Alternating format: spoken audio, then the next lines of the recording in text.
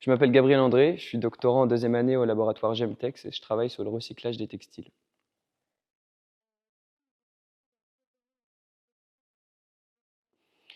Alors ma thèse porte sur le recyclage du polyester des textiles. Ce polyester qu'on a dans les fibres, c'est du polyéthylène terephthalate, c'est un nom compliqué, on l'appelle aussi PET. C'est le même polyester que celui qu'on a dans les bouteilles plastiques, notamment pour l'eau. C'est 57 de la production mondiale de fibres, donc c'est absolument énorme. À titre de comparaison, le coton vient en deuxième à seulement 20 donc c'est dû au fait que c'est une matière très peu chère, avec des bonnes propriétés, ce qui en fait un matériau de choix, notamment pour la mode pas chère, la fast fashion et l'ultra fast fashion. Donc c'est ce qui explique qu'il est très utilisé, donc forcément, c'est très important aussi de savoir le recycler.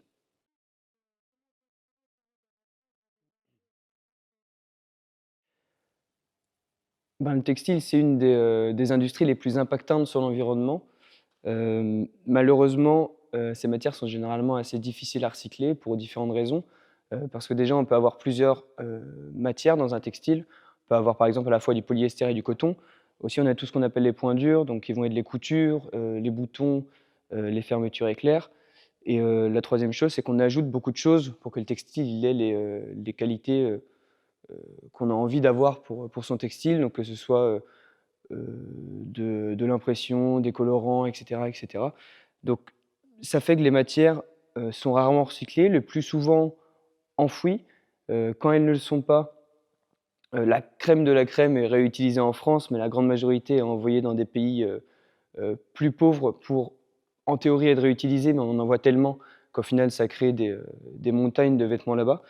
Donc ça crée un vrai souci.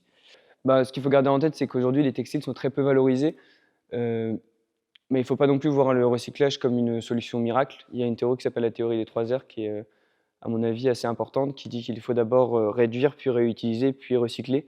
Réduire, ça va être, repenser notre façon de consommer, donc consommer plus durable, moins de fast fashion, par exemple.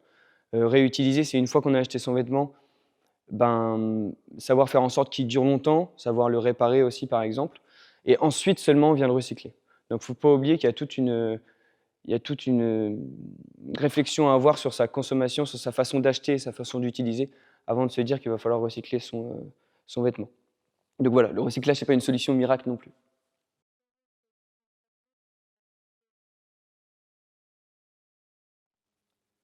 Alors le polyester, c'est une longue molécule, le polyester, c'est une longue molécule avec, plusieurs fois la même unité qui se répète. On peut comparer ça un peu à des Legos qui sont accrochés entre eux. L'idée du procédé, c'est de le traiter avec des produits chimiques, donc c'est du recyclage chimique et de réussir avec les produits chimiques à décrocher ces Legos.